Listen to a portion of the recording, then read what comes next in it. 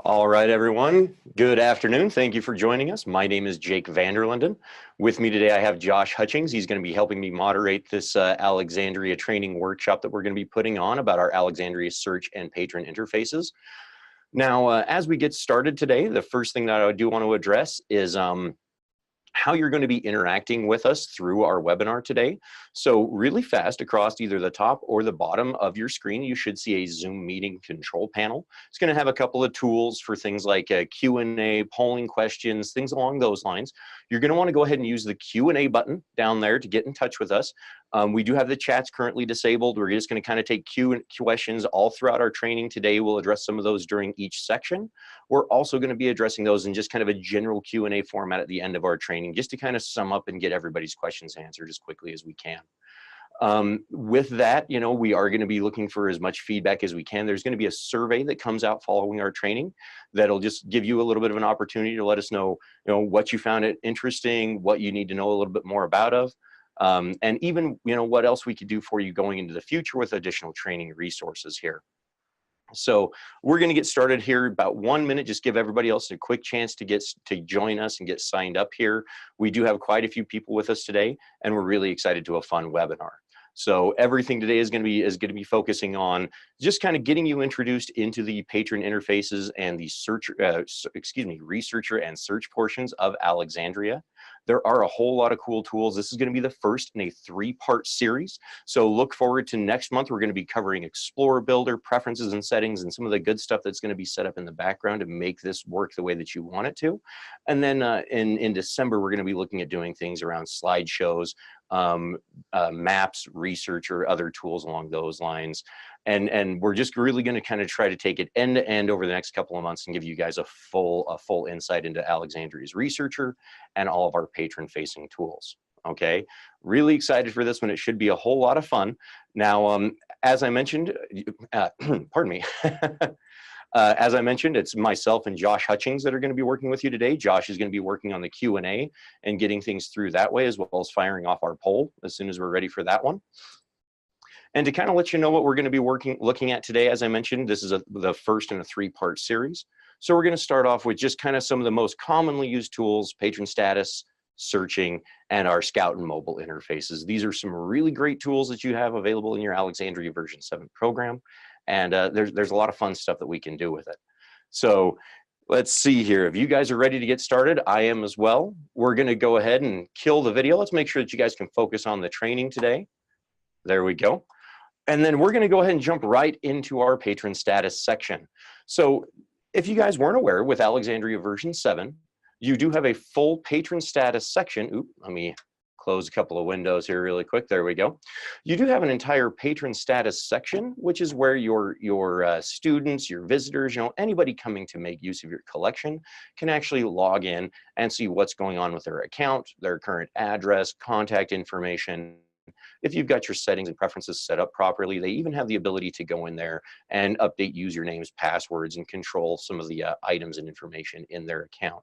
Now, from our Patron Researcher, this is the Alexandria Researcher landing page here. If you're not familiar with it, the Researcher is now a suite of tools available to all of your patrons and visitors.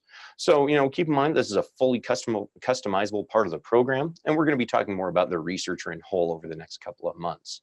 To get us started, though, we are going to jump right into our patron status section. We're going to use this button right here to do that. And with patron status, you would just immediately, you're going to have to log in so that you can view all of your information. Now, as a quick reminder and refresher for those of you that are a little more familiar with our patron section, every Alexandria patron is also a user as well, and they're going to be given a default username and password. Their username is typically going to match their barcode number, and their password will match their last name. Other than that, they have the ability to go in and customize and make these credentials whatever they would like to log in and view their information. For those of you that are familiar with our training database, I'm sure you recognize Darla Anderson. She's one of our favorite training patrons here. And as you can see here in patron status, you just have a load of information that they can see regarding their account. So we can see things like just a quick overview of their statuses, items checked out, charges, holds, reservations, all of those kinds of things. If you're using this on a mobile device, everyone, you can even bring up a scannable barcode right here in this page so that you no longer have to print our library cards, IDs for your patrons. They can actually log in on their phone, bring this up, and you can scan it using your scanner right there in the library to do transactions. Great little tool here that we have for those patrons of yours. Now, as you move through the listing over here on the left, as you can see, we've got just each little section broken down into its own tab. Your users can also log out by clicking on this button, or they can even jump right back to the researcher to begin searching and looking for items right there from their patron status window. More on that here in just a few minutes. As they move down into their account information, this is where they can see all of their contact info, addresses, current general, facility information, so those homerooms or location fields, secondary locations, and so on. Depending on your security group settings, we will be doing security groups at a later date here, just as a quick FYI. But depending on how you as the librarian have set up the permissions for your security groups, your users even have the ability to unlock their account and even customize their usernames and passwords if you so wish them to do. Relocking, of course, just makes it so that all of those things will remain in place. And then they can move on and see any reviews that they've written. So as you can see, Darla here is a fairly active patron. She likes to get in there and tell us what she thinks of her books. And at any time, they even have the ability to come in and make edits to their reviews if they want to update it, make changes, anything that they might like to do with those reviews that they've previously written. If they want to remove a review, they even have the ability to go ahead and just say delete using the little X here in the right-hand side of that window. In our list view here, this is where every patron can come in and view any lists that they've created and saved. One of the great things with these various lists is you have the ability to share them if they've been made a public or private list. So that way your students can actually show their friends, maybe their teachers, what items they're wanting to, or excuse me, what materials they've been reading. Here we go, there's our saved list right there. That way they can get any kind of extra credit or training, curriculum points, anything that might go towards those items that they might need to read for a class, and they've been building out lists to keep track of. In our items out section, this is where your students have the ability to come in and interact with the items that they currently have checked out. Depending on your security group and policies, your students even have the ability to go ahead and renew these items to extend their due date so they can have them, an extra 2 weeks, 3 weeks, whatever your current circulation might be. For those of you using our textbook tracker module in Alexandria, we do have a textbook section as well. So this is where they can come in and make sure that they've got all of those books checked out to them. If they're missing something, they can go ahead and make sure that you have knowledge of them missing that item. And then they can track it on their account from here. In the returns section, this is where your patrons are going to be able to come in and see a full list of every item that they've ever checked out in Alexandria. So this is where their history can really be found in full. From all of our librarian sides of the program, things like our reports and going into our patron information and history details, those do only show the last, I believe it was 100 transactions or 90 days worth of information. So anything beyond kind of that 90-day cutoff point, this is where they're going to come to see if they had a book 6 months, a year ago, 2 years ago, and so on. Patron history is a preference that you can turn on or off if you would like to keep that information. By default, this should be turned on, for all of your collections right out the gate with Alexandria. We do always recommend keeping that patron history and item history whenever possible. Moving into our holds section, you can see any holds that patron has. They even have the ability to remove a hold or suspend a hold if they no longer want to have that item checked out to them. So if I'm not worried about that item, I'm going to go ahead and remove that hold right from my patron management section. The idea here, guys, is we really want your users and your visitors to be able to come in and really manage themselves throughout their entire tenure at your library there. Whether it's, holds or reservations, even coming in and seeing financial history, we should be able to let them see that information and interact with it right here from their patron status. There will be a lot of improvements coming out into this section as we go forward. So things like charges and financial history, currently they can only make a payment towards a charge if they have a credit on their account. any acceptance of actual monies does need to be done in the library physically. So your students would, or your visitors would still need to bring in a check or cash or run a credit card or something like that if they do not have credits on their account to apply towards those charges from here. If your students have reservations, they can actually view and manage those reservations from this section as well. And then again, financial history is just a full history of all of our charges, fines, payments, and things like that that the patron has had in their time with your library. So as you can see here in full, you know, we really just have tried to build out a very user-friendly and straightforward patron interaction window. As I mentioned, this part of our Alexandria program is mobile friendly. So what that means, guys, I'm going to do a little bit of sizing here really quick, is that with our new framework that we're working with, no matter what size of device you're going to be working on, those pages are going to go ahead and scale and make sure they're working for that device. So make sure that you're using this on your mobile phones, your tablets, you know, anywhere that you can get in and connect to view that Alexandria collection information. Your patrons have the ability to hit that patron status window and see what's going on with their account. In the case of, you know, having a younger visitor group, you know, in the cases of like an elementary school or maybe a young adult collection or something like that, you can even let parents or guardians know that these places exist for their students and what that information is for your patrons. Bear in mind, one of the best ways to get this information of how to log in and access these pages out to your students is using your reports. We do have an account information report that is a fantastic little email-based report that can send all of this information in an email directly to all of your patrons. So if you didn't see that, take a look at our Alexandria Reports webinar from last month. We pointed that video, or we showed you that report, how you can set it up, how you can kind of run that and get that information out to your users. So don't forget to take a look at our past webinar videos as well, okay? So that's kind of patron status in a nutshell, everyone. It's really simple and straightforward. It's pretty much just everything that you could need for your patrons to manage that section. With that, we are going to try to answer a couple of questions regarding patron status. I do have a poll that's going to be going out here in just a second. Josh, if you wouldn't mind getting that poll set up. Really, we're kind of curious, what do you guys think of patron status? Is this a section that you might use? Is this something that you had no idea was there in Alexandria? We're really curious, you know. We're always trying to come up with new and inventive ways to make use of this program. So if you guys don't mind taking that quick poll while Josh gets me some questions ready, we'll be back with you here in just one quick second.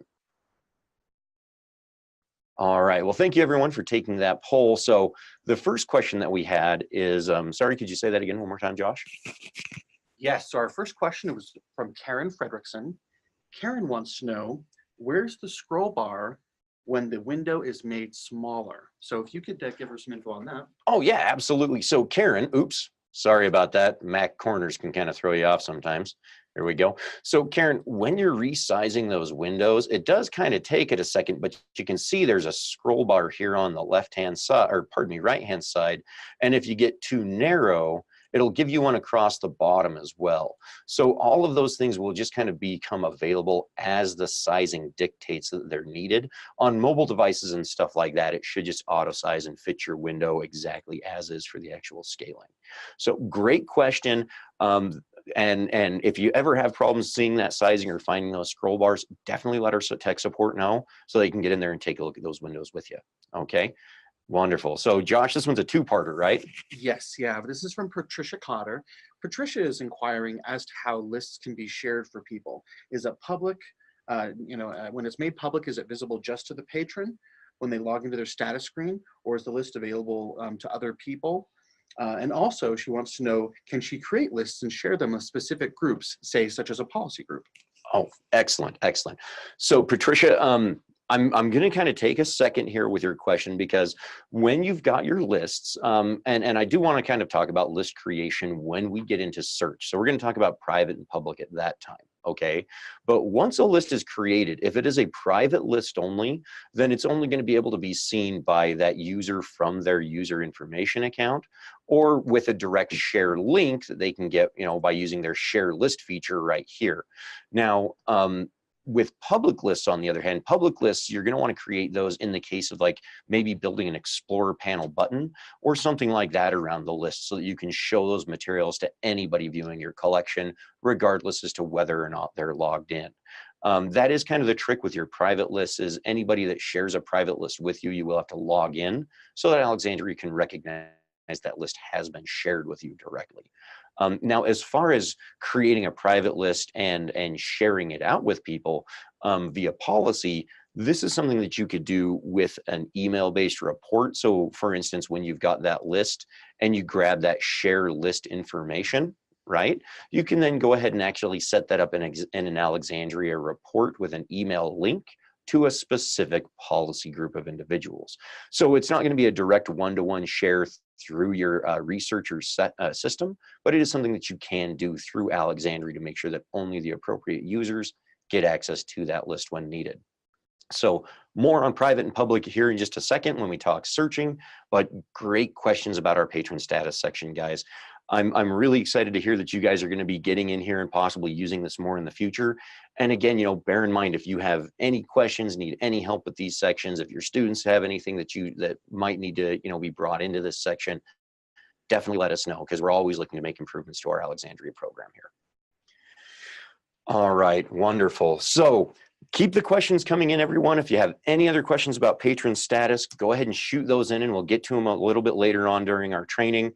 But for now, we're going to go ahead and we're going to move forward, and we're going to talk search. Let's talk the big one here. Bear in mind, guys, you know, we are going to kind of take a basic approach to this. We're mostly going to be going over search and how to work within it. An advanced searching training workshop will be coming out down the road once we've kind of gotten a lot of these basics out of the way. So don't worry, we're going to get more in depth with us, but let's just go ahead and dive into this together and take it right from the beginning. Okay. So with that, searching in Alexandria. Now, when it comes to searching in Alexandria, we have a wide array of tools and things available to you with all of your researcher tools. I mean, Search, Scout, Explorer, all of these are wonderful tools for looking through your collection and you know, finding what people need in order to place holds, make reservations, all of that kind of stuff. But searching is really kind of the big one with us here at Alex. So when you come into the search interface, as you can see right here in the top left, we've got our Return to Researcher button here. So you can go right back and jump into one of those other platforms if you need to. You've also got the ability to log in. And whether or not you're logged in, you can also go straight to patron status if you would like to and log in from there as well. One of the most common ways that your users are typically going to log into Alexandria, however, and we saw this in your polling, people are going to come in, they're going to perform a search, they're going to go to their item, hit that hold request, and then they're going to be prompted to log in. Oops, here we go. We'll get back in with Darla again, and we'll just complete that place hold here. So that's going to be one of the most common ways for all of your users to jump in there and start using Alexandria. As you mentioned, and as we saw in the poll, that's kind of the most common. So keep in mind, all of those things are great. Some of the most powerful things, though, like your list tools, all of those do require people to be logged in so they can create their lists. Otherwise, it is really just browsing from Alexandria is what you're going to be doing here in search. You're going to be looking for items by keywords, smart searches. Bear in mind that we have both a simple and advanced search by clicking on that ampersand. Okay, so we do have two different ways that you can come in here, Boolean searches included, and it's going to go ahead and just let your people find whatever they're needing throughout the database.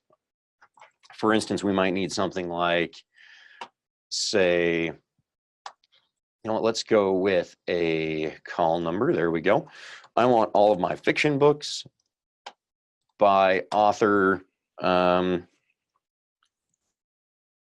Riley. There we go.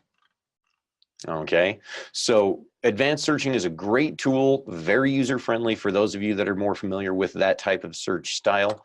Just keep in mind to tell your students or visitors to go ahead and hit that ampersand, and they'll be all set in that advanced search side. Now, other than that, we do have different types of searching that we can set up, specifying certain things, like I want a title search specifically. We're going to look for The Hobbit. There we go. We've got one title matches The Hobbit. If I were to open this up and do a smart search, It would also allow for any additional things that had the Hobbit mentioned, including, subject materials and things like that. Our study programs is where you can come in, and if you're using a specified study program, accelerated reader, reading counts, anything along those lines, you can actually go ahead and specify the level of book that you're looking for, and then tell the system what type of search you want to find those items for.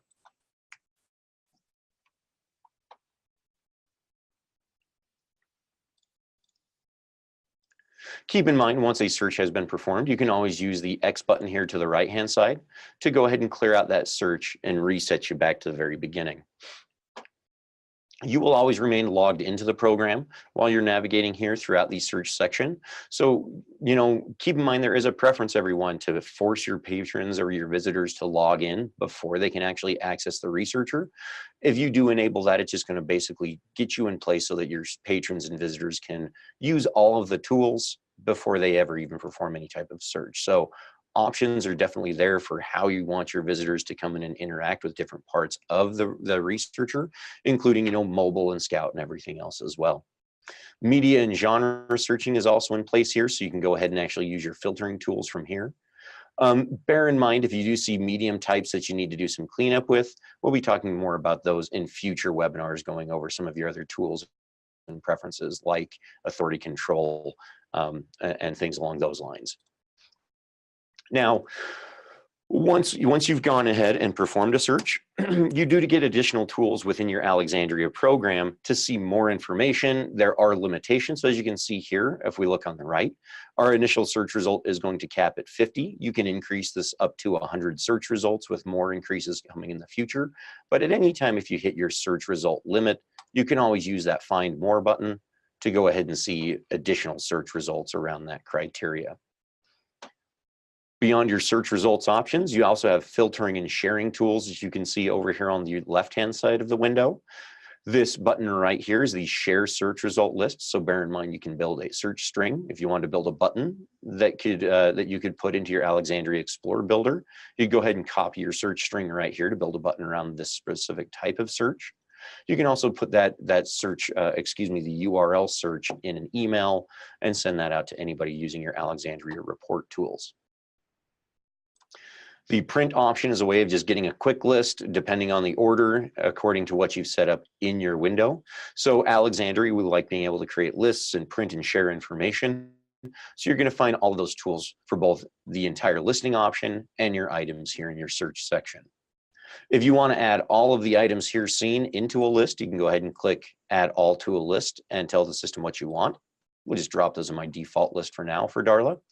And then your sort options can be done using your A to Z sort menu here. If you want to limit your search results, you've got a wonderful filter. So you can come in here and say, only books with award notes. Let's see those ones specifically. And there's my 7 items.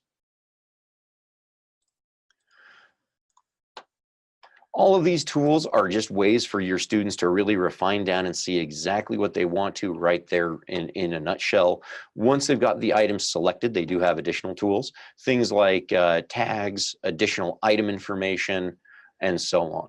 So moving down into the item records themselves, as you can see over here on the right-hand side, this is where you have the individual item share link. So if I wanted somebody to be able to go to this specific item, this cat book, for instance, I can go ahead and email them that URL. Or I can even send them this search string. Search strings are a really cool thing in Alexandria because essentially it's a way of getting directly to one specific type of item, one specific piece of information. Let's go ahead and copy that in there really quick so you can go directly to what you want your patrons to see. Copy and pasting those search strings into an Explorer Builder pane button is a great way for you to create something like, say, a custom search list or display list for your patrons around certain criteria. One of the great things that I recommend using a lot of these search strings and list tools is for teacher reading lists. So for instance, if you can have your teacher build a custom reading list in this fashion, they can then come in here and they can share that entire list, if it is a public list, with the librarian with a search string. And then the librarian can go into the Explorer Builder and build a button around that specific search string that would give the students the ability to see a button that says, Mrs. Smith's reading list, click on it and show exactly the items that teacher wants. Okay, so these are really powerful tools. Now, again, bear in mind more on Explorer Builder, search strings, and all that wonderful stuff coming up next week when we get into that, or excuse me, next month when we get into that training module. But for now, if you need to share this information, just bear in mind that they are great tools for even copy and pasting into emails if you need, okay? So your item information, search strings, and shareability is just fantastic here in Alexandria. We'll get another search up here to kind of finish up. Now, with your item tools, it is important to keep in mind that you can either get your item tools by simply clicking on an item or by expanding the item information list to also show any summaries, classifications, and additional information regarding that item. Let's grab one a little bit different here. There we go. Ooh, cantankerous, great word. So with an item's detailed information brought up, you can see that we've got additional tags around things like subject entries. We've also got additional information when we come into our copy information. This way we can see physical locations. And if you've got maps attached to your call numbers and items, you can even see a graphical representation of where that item can be found. So if we're in an elementary school collection, that item is going to be found over on these shelves right here. The Novelist Add-on is a way for you to see additional recommended titles that you may or may not have in your collection right here in the Alexandria window. So you can see things along additional authors and content reviews and things like that. The Novelist is an add-on for your researcher. So if you don't have that currently for your collection, definitely let our support or sales departments know, and they can get you additional information on our Novelist Add-on. Now, tags are a really cool new feature within the Alexandria program, and they kind of came in to replace links. I'm sure a lot of you have kind of wondered, where's the links in our Alexandria search window? And that's kind of where your tags come into play. So tags are these little banners that you can see here just to the left of, as I mentioned, subject entries, authors, and essentially any connecting information that you might need for those items or patrons. The idea here behind tags, everyone, is that rather than changing my entire search result list just because I was interested in one additional thing, I can tag that thing that I was interested in, my author, for instance, and then once I'm done kind of going through and verifying additional items that I might want to look at, I can then come to my tags section and say, now change my search to look at this author specifically, or maybe now look for additional subjects along this specific type of topic. Okay, so tags was really a new way of looking at interacting with your items here in Alexandria to give your people the ability to finish looking at their initial search before moving on and looking at additional windows to get more and more information from. These tags, again, can be done in both the simple view or the detailed view when working in your items windows. And keep in mind that your subject entries and things like that will only be available in the detailed view here. Tags are a lot of fun. It's a great way of getting additional information on extra resources that you may or may not have in your collection. And again, it's just something a little bit new, a little bit different. The idea, let's finish up with what we're doing before we go ahead and start, overloading people with additional options and information. Now, the next thing that we're going to talk about here really quick, moving on from, tagging and searching, is let's talk about when your students have finished reading an item, they were really excited, it was a great book, they want to let everybody know how they can, how good the book was and what they enjoyed the most about it. This is where writing your reviews comes into play. Reviews are super simple and easy to get in here in Alexandria. Essentially, if you look right here in the middle of all of our item records, we've got some stars. And even in the case of items that don't have any stars on it, it's okay. You can always click right on those star icons. And then you've got the option to come in here and start writing your reviews and start adding your star reviews to that item itself. Your patrons do have to be logged in order to write a review. And along with reviews, as the librarian, you will be required to go in and approve those reviews and publish them so that other users can view them as well. There are additional settings that allow you to do things like to display first and last name or just initials, or even make reviews anonymous, depending on how you would like your visitors and patrons to see that information in your collection. But reviews are a great way of at least starting to build that communication between your users and what items they like, and what potential visitors might like to come in and read as well. Some of the things that you can do is things like build a slideshow around items that have a 5-star review or better or something like that. So you can do a lot of things with those reviews and with that information once it's into your system. But the first step is really getting your patrons to start adding those reviews. So for instance, you know, I loved this book. I loved. There we go. A great holiday read. There we go. So something simple, straightforward, really easy. We'll go ahead and submit that. And now, as I mentioned, you know, right from the get-go, reviews do not publish. So we're not going to see this listed currently for our student. I will be showing you here in just a second where, as the librarian, you are going to go in and approve those reviews. It's just going to be a really quick touch and go so that you can see what you're going to need to do that one. But reviews are super simple and straightforward to do here in Alexandria. It is just its own little tool. And for those of you that are familiar with your toolbox in the librarian module, I'm sure that you've seen it down there in the bottom center of the page. So, but reviews are a great way to start sharing that information with your patrons. Try to get people excited and wanting to read those materials, see what their friends have said about it, see what their, you know, other teachers and librarians have said about those books, and really just start getting people involved with, you know, building out a very robust piece of information around those items. So with that, as I mentioned, you can see that there's just tons of things that we can manage from our patron search section. We've talked about simple views and expanded views. From here, we really just want to go ahead and start getting a little more information and moving into what we can do for you guys. So if you've got any questions, let's go ahead and have you get those questions in about that search platform, about how people are going to interact with that search section. We're going to double back to those here in about 10 minutes. As it sits right now, guys, before our next poll, before we start answering questions again, we're going to go ahead and jump into our Scout section as well.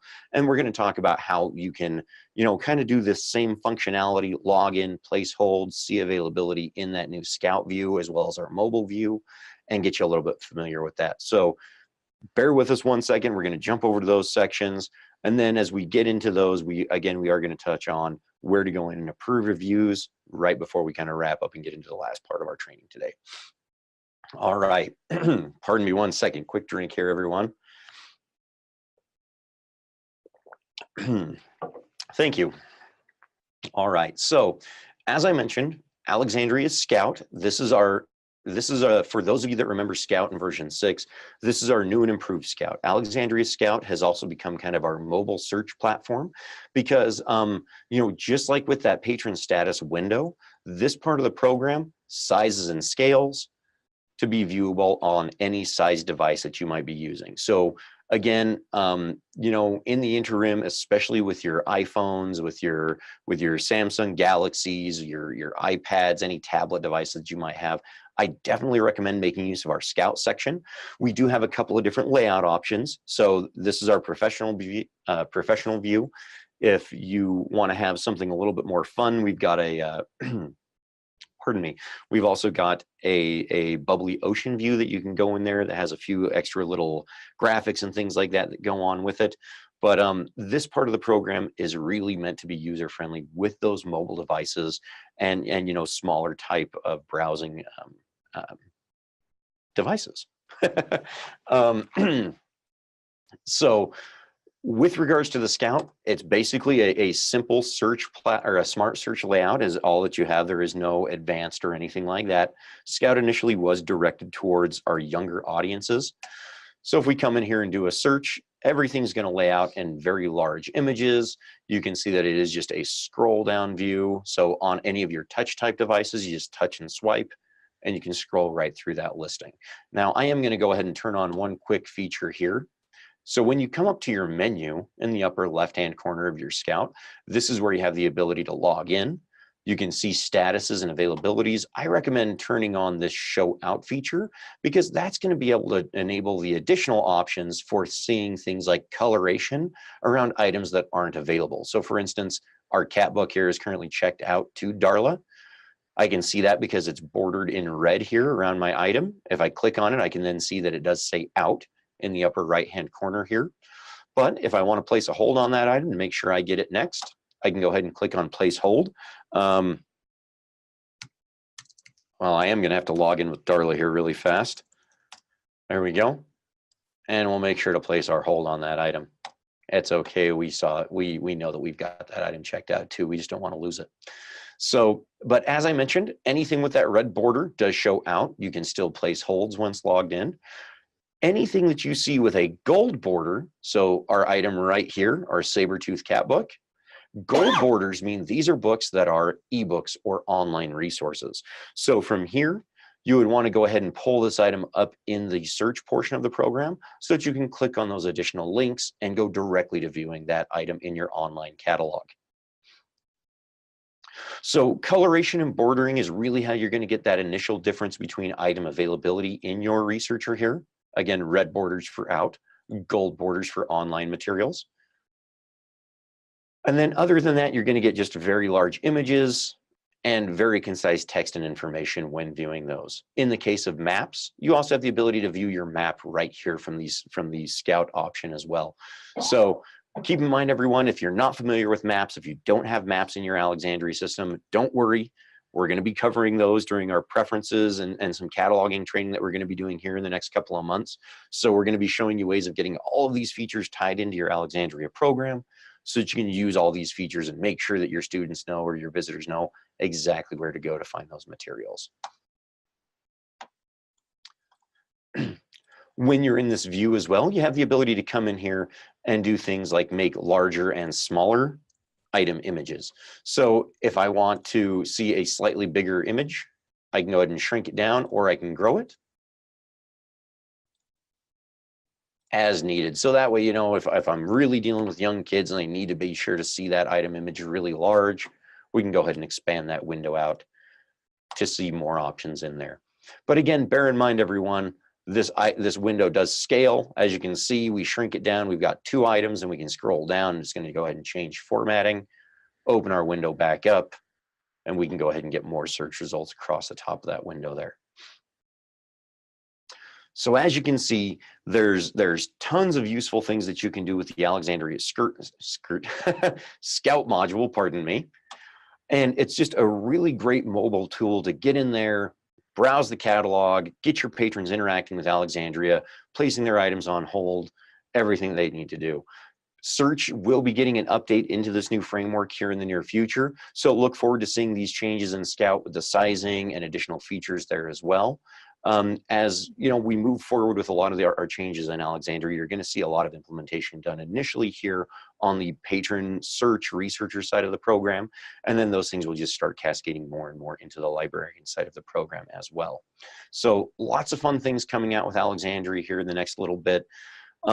Before again we go into that last little part of our training, I'm going to go ahead and open up our poll at this time. I'm just kind of curious, everyone.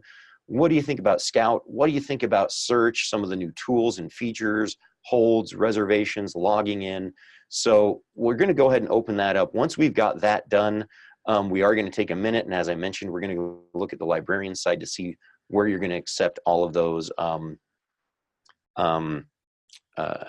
reviews and things along those lines. And then we'll be wrapping up our training with our general Q&A.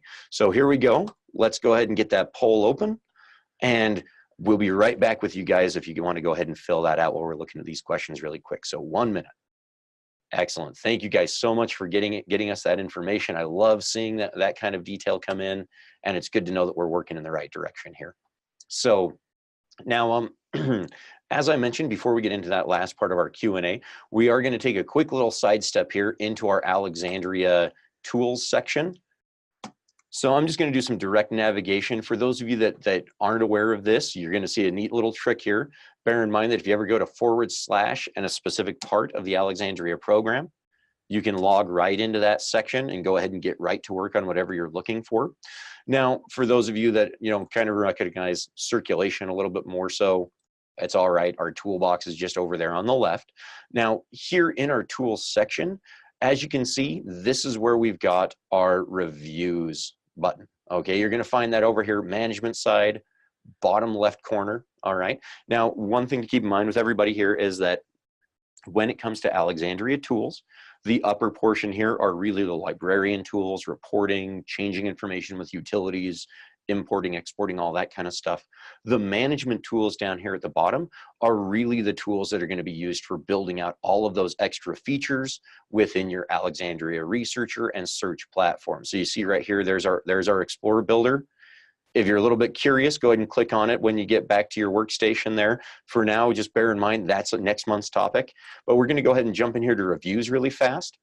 And once you're in the reviews section initially, as you can see here, there's not really much that you're going to get. You do have to come in and perform some sort of a search. I want to find everything that just needs to be approved. And there's our review that Darla just wrote up here. We can come in here and read it over. If we don't like it, we can go ahead and reject it. That would mean that Darla needs to come back in, change the content, and resubmit it. Otherwise, we can just go ahead and say approve it. And then if we go back to our patron search, we're going to go ahead and if we grab our Over the Snow record here, there's Darla Anderson's new review at the bottom. It's the most recent one. And we can see her rating and her information right there in the researcher. So reviews is an extremely easy thing to interact with in the program. This is really about as far as we're going to get into additional resources for the search and researcher tools at this time. Bear in mind, you know, again, next month we're going to get into Explorer Builder, preferences and settings, and we're going to kind of tie a lot of these things together to show you how to start doing some customization and to really start making your collections researcher show exactly what you would like your patrons to see in a way that you would like them to see it. So thank you so much, everyone, for joining us today. We're going to go ahead and jump into that Q&A. Oops, I did get away from my slides. Sorry about that. I tend to get rolling and I jump right in here. So we're going to go ahead and open up the Q&A at this time. I'm going to kick my video back on here just to make sure that I can see you guys. There we go. All right. So I'm really excited here, everyone. Josh has been fielding those questions a little bit. So Josh, what do you got for me? Perfect. Thank you, Jake. All right. So our first question is going to be from Jennifer Kintz. Jennifer wants to know what tools we can give her to help her enhance the data that their patrons are seeing in either the search, scout, or other patron-facing interfaces. So she says someone before her put in the records a little bit bare bones, maybe not enough, a lot of information, and I'm sure this is a topic a lot of people like to hear some help with. Wonderful. Okay. All right. And it was Jennifer, correct? Yeah. All right. Jennifer, wonderful question. You know, content in the researcher is a question that we get all the time. And this is actually, I'm going to kind of get ahead of myself here a little bit, everyone. So quick heads up, as I mentioned, the next 3 months, we're going to be doing search and researcher facing training webinars. So for the months of January and February, so make sure you get these calendar dates down. And as soon as I've got them out there for you, you'll be able to register as well. But in January and February, we're going to be doing a beginning and advanced cataloging training webinar. Okay. We really want to get in and start talking about item content and information, and you know what kinds of fields and details you need specifically where in your records in order to get that information to display. So Jennifer, really to kind of answer that question, the first thing that I can recommend is it's going to come down to data in your item records. Okay. If your items don't have notes, if they don't have subjects and search terms and things like that, you're going to want to get that information into your database so that it has the, so that the researcher has the ability to actually grab it and display it for your patrons to view. When it comes down to how to get that information in place, you know, the first place to start is you can always go in and add it by hand. You can come in, you can type in summaries, you can copy and paste summaries from like, a Google search, or if you go in and look up item, if you do a search around like an item title, you can grab the summary usually from like a publisher's page or something like that. So feel free. So feel free to come in and which one? Oh, excuse me. So feel free to go in and grab any of that information and add it into your item record. Now, I'm going to talk about Mark View here in just a minute. Which one? Oh, the Smart Mark Title Assistant search is one that you can do as well. Thank you for the reminder, Josh. So as I was working through these here, so I mentioned coming in and editing manually, right? So you just come in and type it in. You can also unlock a record and perform a SmartMark title assistant search within Alexandria to have the program do a search for you to other collections and upload additional information that way. The third option is that you can always have a record analysis and cleanup done. We here at Alexandria partner with a company called MightyNet. If you're ever interested in that MightyNet enhancement, you're going to want to go ahead and reach out to our sales department. They can give you all of the content, pricing, everything that goes into that MightyNet cleanup and enhancement offer that we have.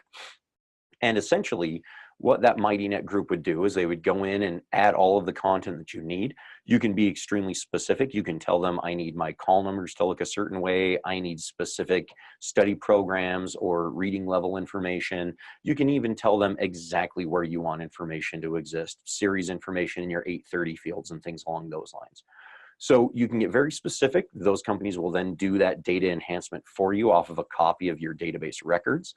And then you'd be able to import and update all that content right into your system using our import tools. So that's a lot of different ways. I'm sure it might have just gone right over the top in some cases, but there is a variety of ways of getting it in there.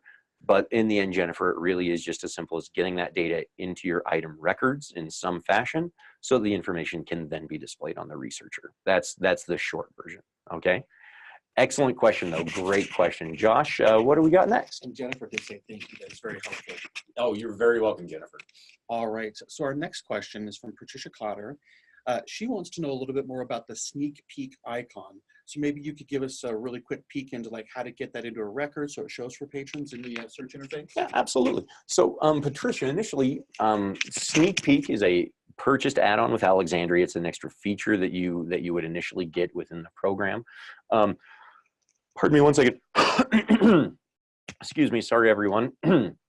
But with that sneak peek, essentially, it's going to give you an additional look of information around that item. You can come in here and see additional reviews. It's essentially linking to a secondary application, the Syndetics, so you can see more information regarding those items, okay? The sneak peek add-on, once it's available, it does just attach to your item records, but it is something that you'd want to initially get from our sales department. Make sure to get the product code added into your Alexandria program, and then you're going to see that sneak peek information show up for those items. But it is just a way for you to get additional information, additional notes and criteria. It's really to bring about more of that kind of research mentality behind items and materials that go along with those records that you have in your collection. Okay, so if you don't have it already, definitely let our sales or support staff know, and they can get you additional information about Sneak Peek, Patricia, and then it'll show up in your items once you've got it added in there. So great question, though. Perfect, thank you. All right, and we do have a question from Rhonda Fields. Rhonda says that in version 6 of Alexandria, they were able to have a What's New button. It was near Scout under the search interface, and it was a great tool. Can that still be set up? Okay, great question. Sorry? Oh, Rhonda. Rhonda, great question. So when it comes to buttons in your Alexandria Researcher search, any of these buttons that you might see in your Alexandria interfaces, these are all customizable buttons. Now, to kind of jump backwards to version 6 and just reference the beginning of your question where that button was just there, that was a button that we created by default for you guys around specific search criteria. That button is still something that you can create in Alexandria. The only thing here is that it is not a default button that we've created for you, okay? Rhonda, all of that button creation is going to be covered during next month's training webinar when we go over Explorer Builder and how to get all of that content in there. So definitely be sure to get registered and signed up and into that webinar when we're going to do it, because I will make sure that we build that button to show you guys how it works. Okay, we'll make sure that that one's in that list. I'll have Josh make a note of it here for us. And we're going to go over a couple of different things that we can create in that Explorer Builder and kind of get into a little bit of the background of the Explorer Builder and what we can do with it. Okay, so bear with us. It's coming up soon. And as far as it goes, Rhonda, button creation, it is really up to yours to do whatever you want with your Alexandria buttons. If you want something that goes to your local college, high school, or excuse me, your local college football team's roster page, you can build a button in Alexandria that's going to get you there. So all of that in our next training webinar. Wonderful. All right, Josh, I think we got time for about one more question. That's what we've got. Perfect. What do we got? Patricia does have another question. She wants to know if you reject or approve a review, so taking us back to that review management screen, does the student see this in some way? For example, her elementary students don't have email below 5th grade. Oh, okay. Great question, Patricia. Great question. So when it comes to approval and rejection of reviews, we don't currently have any in-system management to alert patrons. That we are working on a communications and notification system that's going to be coming into the search and researcher in the future with some of our changes into that Angular framework. So we are going to be bringing in some messaging features in the future. But currently, really about the only way that that your students and visitors are going to know that that there's something for them is they are going to need to kind of jump into their patron status and look at their reviews. If the review's been rejected, they'd be able to come in here and see that it needs to be addressed and changed, and then they'd be able to resubmit that review from here. So, side question. What do we got, Josh? And I do have to apologize, Rhonda. Rhonda's for Rhonda Fields. I apologize. We will answer that question. I promised that we would. Rhonda wants to know how you can limit people's access, and you've actually taken us to the patron status window. Oh. How can we access people's ability to use some of these features? So maybe to show us security real quick. Wonderful, wonderful. Thank you. Rhonda, great question. So as I mentioned, everyone, depending on your security group settings and preferences, you can control how much access your users have to patron status. This is going to be something that we'll touch on a little bit more when we go into those, Explorer Builder and Preferences training next time. But just to kind of get you guys thinking about where to look, all right, we're going to start off in our toolbox over here. We're going to go to Preferences, and then we're going to go into Security. Now, if you're not a library administrator or higher, security is most likely off limits to you. So make sure that you've got the proper security group status yourself, library administrator. But what you're going to want to look at for these individuals, we want to look at our patrons. And as you can see, they've got their account information, and you can control how much access they have. If they want to be able to manage their holds, you can say no access. They can't go in and manage. They can place holds, but it requires you to go in there and actually remove the hold as a librarian. So all of those things are controlled from your security group settings. Again, we're not going to get into those too much at this time today, guys. We're going to be touching on those a little bit more going forward. But that's what you're going to be looking at. All of those controls are found here. If you yourself don't have enough access to get in there and look at security, let your admin know locally, reach out to our Alexandria support staff, and we can help you get in there and take a look at that access level. Okay? Wonderful. Well, guys, we've had a great set of questions. Josh, anything else you want me to tackle before we let everyone go today? No, Jake. Thank you so very much. It's been a good section. Excellent. Thank you guys so much for joining us today. It's been wonderful kind of getting everyone a little bit more familiar with Alexandria's researcher tools, including Search, Scout, Patron Status. Again, look forward to the email coming out about next month's webinar, where we're going to be going over Explorer Builder and Preferences and Settings, and we're really going to start tying a lot of these things together. And then we're just going to keep rolling out into December with more of those patron interactive sections. We'll leave the webinar open for another quick, we're going to leave the Q&A open for another quick second. If you have any other questions, go ahead and get those in. We'll be addressing those in a Q&A that will come out with our video of our training today. Also, really fast, everyone, I am going to be sending out through our chat really fast a survey link here. Oops.